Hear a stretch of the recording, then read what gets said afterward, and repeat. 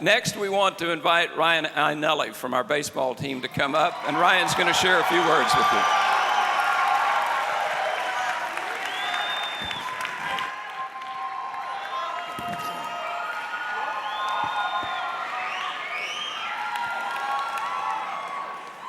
All right, what's going on? How are you? Like you just heard, my name's Ryan Iannelli. I'm a senior here. I'm a proud four-year member of the baseball team. First of all, I just want to take this opportunity to thank the athletic department, Mr. Carter, Mr. McDaniel, and Chrissy, and Student Association, Heather Thomas, and Ricky for giving me the opportunity to be up here. I'm sure there's plenty more people that will be doing a better job than I am, but I truly appreciate this opportunity. I was talking to a friend a couple weeks ago, and she got talking about Athletic Chapel, and she said something that kind of rubbed me the wrong way. She said, yeah, somebody was telling me about Athletic Chapel. They were telling me how much of a joke it was, and she said, you see athletes get up there and say how much they love God, and then you see them, just basically getting a lifestyle that doesn't support that, or we see things that, man, we don't think that's really godly. But, I know what it's like to be in the audience. I know what it's like to look up and see a student up there and say, man, why is he up there instead of me? What does he have to offer? But, all I'm saying is I'm just another guy with big dreams. I'm just here living the life like you guys are. I've messed up as much as anybody, and probably more so than most of you. And, at times I'm a prankster, and my taste may not overlap with yours, so for that I apologize, but this is what I do know, is that being an athlete, and namely a baseball player at this institution, there's a lot of preconceived ideas that you guys may have about us that there's nothing I can do to change. I can't talk you out of it, and it seems like no matter what we do or say, you're going to be stuck in your ways, so I'm not trying to talk you out of anything. But what I do want to say is that basically we are all still a part of the same body. Myself, I'm real big on loyalty. I thrive on being part of a family. I love being part of 40-some guys that, we bleed together, we sweat together, we crash into walls for each other. I love being a part of Youngblood, the greatest wing in the history of ORU that YB fraternity. Love being a part of it, and you get on campus and all of a sudden, you're already accepted and guys will do anything for you. And we got alumni coming back that still care about us. That's something I love. So I got to thinking, how can I really say anything to affect 5,000 people, that don't see Ryan Iannelli up here, that just see an athlete or a baseball player? And if you do see me, chances are you don't know me well enough anyway. But I got to talking to a friend a few weeks ago, and she was telling me, I asked some people if they had gone to baseball games. I asked some students, and they said, no, we've never been. And she's like, well, are you interested in going? And they said, no. And she asked why. They responded with, basically, we don't matter. They said that, man, whether we go or not, those guys are going to get up there, they're going to hit their home runs, they're going to win their games, and there's nothing we could do to change that. But I just want to tell you guys, there's nothing farther from the truth. As you've seen our schedule, we basically wake up at 5 o'clock, 5:30 in the morning, and we lift weights all day together. We go to class all day together. We scramble to the cafeteria, scramble to get to practice in time, run back to the cafeteria, get to study hall, and get back just in time to get to bed and do it all over again. So there's a lot, yeah, that's true, that we do for each other. There's a lot we do for our teammates and for the dreams we've had since we could pick up a baseball. But a lot of this, I want to say, is just so void because of, man, we need you guys' support. It's void because of the people that we represent. We're not just in it for ourselves. But without you guys' support, and man, a lot of times what stinks is that we realize, it may be because you don't maybe have an opportunity to get to know us, and so you have those ideas about us. But basically all across the country, people are going to tie us together. They see Oral Roberts baseball win a game, they see Oral Roberts soccer nationally ranked, and they put you in the same boat as us. So what I want to say now is a win is not the same when all the excitement's on the field. And when JB's running down the court last couple minutes of the game, and he's been sprinting as hard as he can for 45 minutes, and his legs are about ready to fall off, and when he hears a few extra thousand people behind him cheering his name, or most importantly, the name on the front of the jersey, I guarantee you that gives him a little bit of an extra kick, or when Larry Owens is up against another 12'4" monster, and he's got to stand there and hold his ground, let that guy run into him at full speed. I know he knows who he's standing his ground for, and it's not just himself. So, man, I'm saying it's tough to express to 5,000 students, man, we appreciate you guys, and we need you guys. But one way or the other, like it or not, we're going to influence each other. We're going to be a positive influence or we're going to be negative. But either way, we're going to impact each other. So this summer, I'm home in Jersey. I'm basically having the best summer of my life, man. I'm playing baseball every day. I'm going to the shore all the time. I'm eating the best Italian home-cooked food you can possibly imagine. Yeah, it was nice. Love you, Mom. And, all of a sudden, my world kind of got shook up a little bit, and I went to a doctor, and he told me, I had a big problem. And a lot of you around here, you've told me you got problems before, but I promise you, it's never been anything like this. So basically what happens is I get diagnosed with a life-threatening disease, and strangely, I was just real calm about it. Like I was listening to Healed CD from Guts nonstop and just getting the Word breathed into me constantly. And I'm in the Word as much as I can because we all know that we need something from God. We're going to be as super spiritual as we can imagine. So I'm doing everything I could do, and I'm really believing God. Hey, I'm expecting a miracle. I know this thing's going to come through. So right away, I just choose. I'm going to believe God's report. I'm not going to believe the doctor's report. I'm expecting this miracle. So I pushed it aside for a few weeks, and we had playoffs coming up. We had an all-star game coming up in 2 weeks. I said, I don't want to miss this stuff. And basically what it came down to was the doctor telling me, hey, if you keep playing baseball right now, this thing's going to burst. It's going to go through your bloodstream, and it's going to spread everywhere. We're going to have a lot bigger problem on our hands. So I kind of made a judgment call and said, that doesn't sound like a good deal, and I got his faith-spitting mother, as you can imagine. I got a father from South Philly, and he tries real hard not to be emotional and stuff. So basically looking at it, I could see them from the inside out kind of falling apart. And I could see them trying to be positive on the outside, but basically, they were a little bit of a wreck. So to me, everything I had was put into just being tough, So my mother and my father couldn't look at me and say, hey, he's getting worn down a little bit, because I know that if I did, they would fall apart. So for me, it came down to surgery day, and what I want to say is, if it wasn't for the vision and the authority at ORU, I really wouldn't be standing here today. And not to say that I'd be dead, because I wouldn't be, but I'd still be sitting in my room at home, trying to recover from a surgery that the doctor said they had to do. It was their only choice to do this follow-up surgery. But I hadn't really known President Roberts and Lindsay. I had been introduced to them. I knew them, but I'm fairly confident, they wouldn't have known my face or my name from Adam. But once it got down to the point where I was just falling apart, I was starting to lose it. He said, all right, I'm going to give him a call.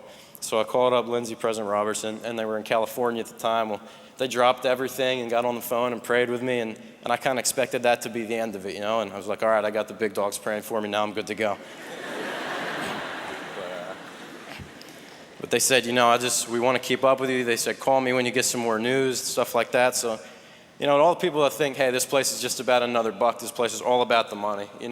I just want to say, when it's midnight or it's, the crack of dawn in the morning and they're answering their phones and they're calling just to find out how your day is going, man, this place is for real. That from the top down, people really do care about you like they say they do. So it got down to surgery day for me, and I'm sitting there waiting to get prepped for surgery, and I keep telling the nurses, no, I'm not having surgery today. And they keep trying to stick the needles in me and stuff, and that kind of bothered me. So I'm like, just put it off. And the schedule was, my surgeon, he had a surgery, and he was supposed to go directly to mine. I wasn't supposed to see him until we got in the operating room. And I said, man, I'm not doing this until I talk to him. So he came down, and he was a little ticked off. And he's like, what's this all about? I said, Doc, I'm healed, man. I'm not having surgery today. And he's like, fine. So we did another ultrasound. He checked. He said, all right, the tumor's still there. He showed it to me on the screen. He said, if you don't get this done now, you're never going to get back to school on time. So for the first time, it kind of clicked in with me. I was like, man, this is actually happening. I put it off. It was kind of in the back of my head. I'm like, what do I do now? I was looking to God. I expected a miracle, but it seemed like it didn't come through, So the first time, I kind of started to tear up a little bit and was just questioning stuff, started to break down. And my mom was like, oh, is that a crack in his spirit? Yeah, he's getting a little upset. So she just lost it.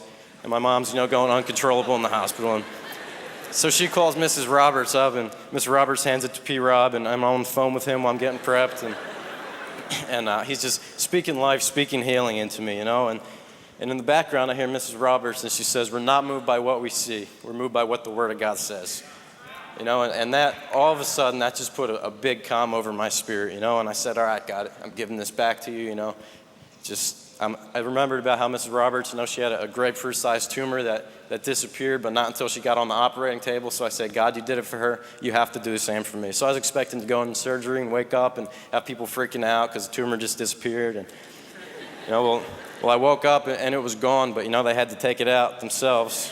But either way, at least it's gone. So basically my life was spared. I got a little scar on my ass, but who really cares? This is what I'm getting at, is, man,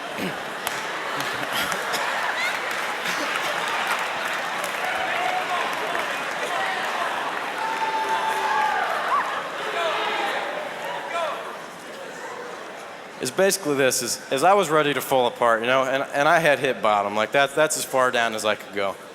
You know, and President Roberts and Lindsay, all through this whole thing, they were there holding me together, you know what I mean? And there was another surgery that the doctor said, you know, we have to do this. If we don't do this next surgery, then it's going to come back, it's going to be a big problem. But to me, that was kind of the easy way out, you know?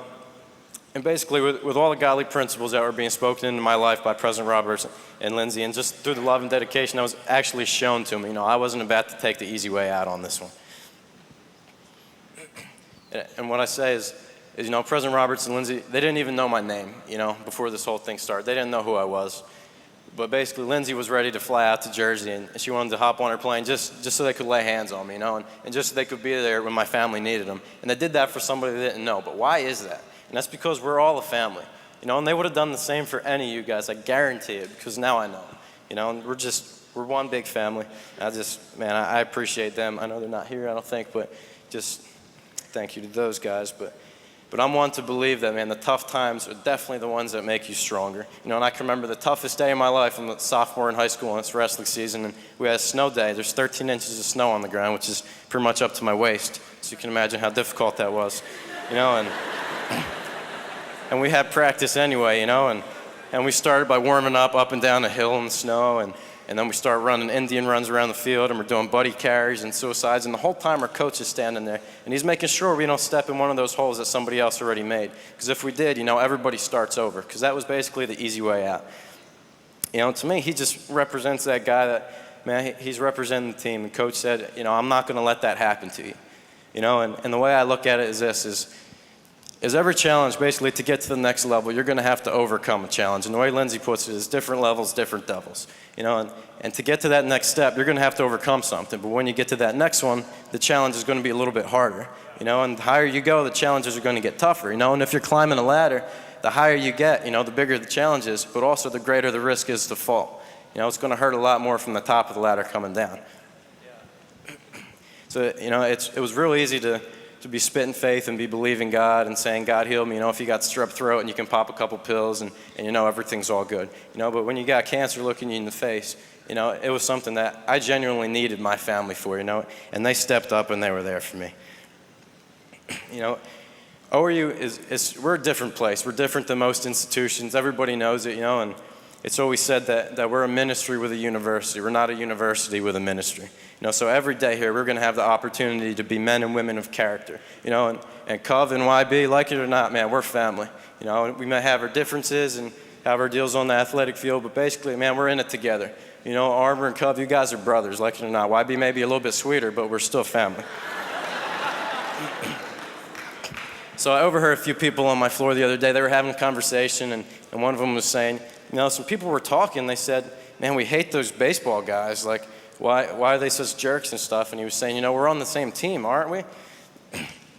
And, you know, I've heard countless stories of girls who are told, you know, stay away from the baseball players as soon as you get here and, you know, just turn your back, don't even talk to them. And this is stuff that we hear all the time, you know.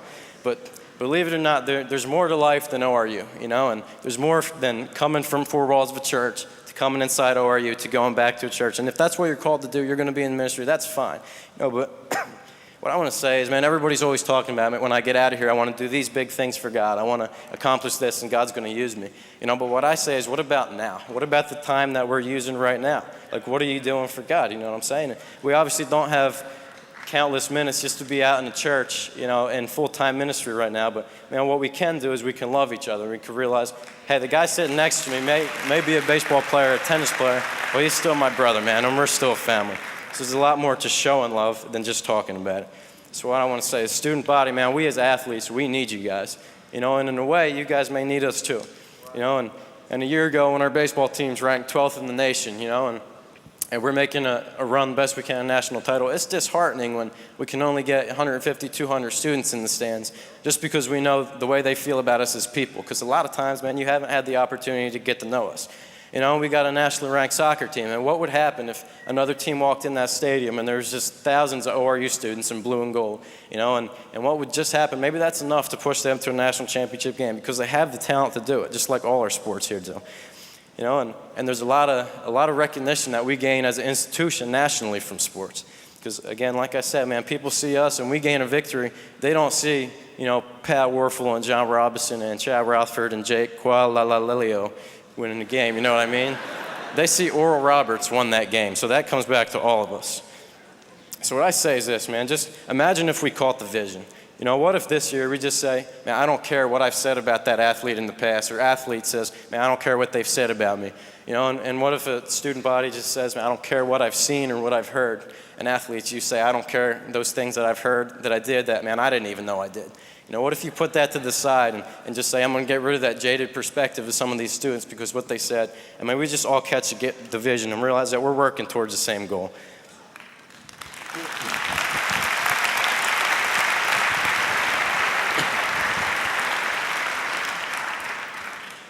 And I for one choose just to believe, man, that we are all part of the same team. And I'm going to be proud of you guys just from the top down, from the administration to the guy sitting next to me in chemistry class, whatever it is, man.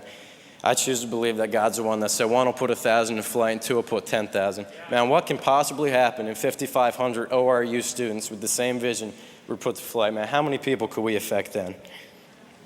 You always hear stories about ORU grads who they'll meet up with another ORU grad, and those alumni they have that bond more than other institutions do because it's from ORU. And yeah, some of it may be because, hey, we didn't like this rule or that rule, and we know we had to deal with it, and they're seemingly ridiculous at times, or maybe parking violations kind of get on your nerves, but a lot of it is because you realize that we're different in this place, and like it or not, we're set apart. So, as athletes, we have an opportunity to reach a lot of people that an ordinary non-athlete or just ordinary member of the student body wouldn't have a chance to reach. And you as student body, as musicians, as chemists, as doctors, whatever it is, you're going to reach a whole other group of people that we could never even hope to talk to. And if your feet got chopped off and you're trying to run down the road, it'd probably look kind of ridiculous. It'd be hard to run. So as a body, man, we just need each other's parts. So athletes, what I say is, man, let's prove ourselves willing and consistent just to do whatever we need to do. If you're a musician and you're playing your music and nobody ever hears it, what good is that? Like, you're expressing it to yourself and maybe to God, but you're not impacting anybody. And say you're a dancer or something, you're a ballet dancer, and you put on your tutu and you're in your room dancing in front of the mirror by yourself, which is fun from time to time. It's not that I would know, but I mean, but what I'm saying is if you can't express yourself to people, man, if you don't have the support, man, it just doesn't quite feel the same. And it's like at the Nightmare. We've got people, we actually had a girl that, I guess it was 2 years ago, literally had one leg, and they bloodied up her stump of her half leg and threw her in a car wreck scene, and she lays under under some metal for 7 hours, just so nobody else had to do that. And people get outside and we have 2 minutes, and 2 minutes just to talk to them, put the love of God into their lives. And they were so impacted by, what they see. And a lot of times, yeah, people were real shaken up or scared or whatever. But a lot of times it's like, man, why do you guys do this? And it's basically, man, just to put the love of God in your lives when we have the opportunity to do that. So, man, I say athletes and non-athletes, we need each other, What if we put our strengths together for God? What about, I'm sure everybody knows the story of the walls of Jericho. And what Jericho was a city that built these walls around it. That, man, it was said to be unconquerable, and many people had tried to get in and overtake the city, and they all died, and they all failed miserably. Well, God says to Joshua, he says, see, look at the walls, see what I've given you. And Joshua's got to be thinking, God, you're crazy, he's looking at these walls, everybody's failed, everybody that's tried to get in. But what Joshua did is he wasn't moved by what he saw, he was moved by what he truly believed was the word of God in his heart. So, man, when those people wholeheartedly and corporately honor God, man, what happened? I'm sure there were some people in the camp that said, this is stupid, I don't want to do this, we're going to look like fools, but I'm also sure there's those people that were willing to slap those guys upside the head and say, you're going to do whatever it takes, we're going to be part of a family, and just kept them in check.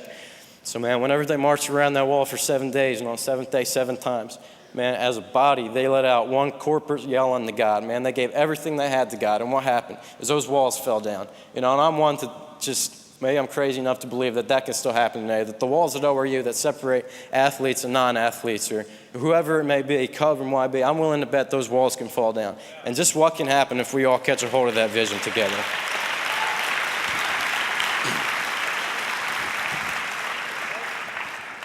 You know, God says, ask and I'll give the nations to you. And I know that's a cry in my heart, and I'm pretty sure that you wouldn't be here if that wasn't the cry of your heart too.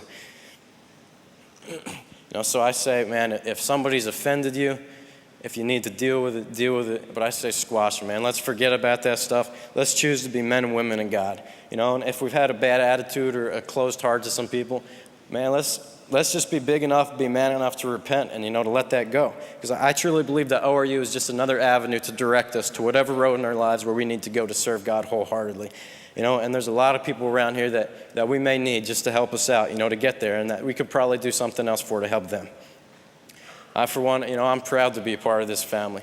And I know as athletes, man, a lot of times we're just dying to get a little more of that family, dying to get a little more on the inside, you know, and it kind of stinks just walking around and knowing, hey, you know, this guy's just trying hard not to look at me, and I've heard what he thinks about me because of the athletes. Man, let's just forget all that stuff. Let's be men and women of character, and let's repent, you know, and let's just mark this as the most positive year that ORU has ever had, because we make a decision, man, we're going to be proud of each other, and that we're going to walk in the right, man. If we hear somebody, you know, gossiping or whatever, we're just going to squash it and slap them upside the head like the guys in Joshua's camp, and we're going to make things right this year, you know. And there's a dying world out there just wants to know somebody cares, you know. So what I say is let's spread the love of God from the inside out. You know, if you can't love an athlete here, athlete, if you can't love a non-athlete, you know, or whatever it may be, how are you going to do it when you get out into the world, you know, and you see things that we don't see every day at ORU?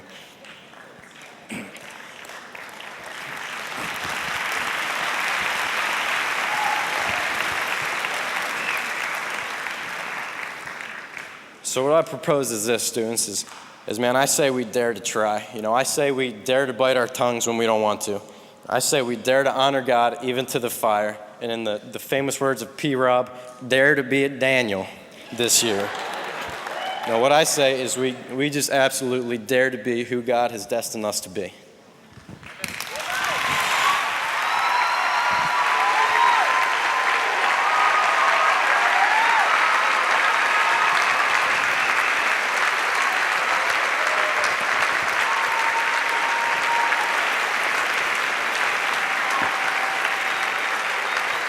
Thank you, Ryan.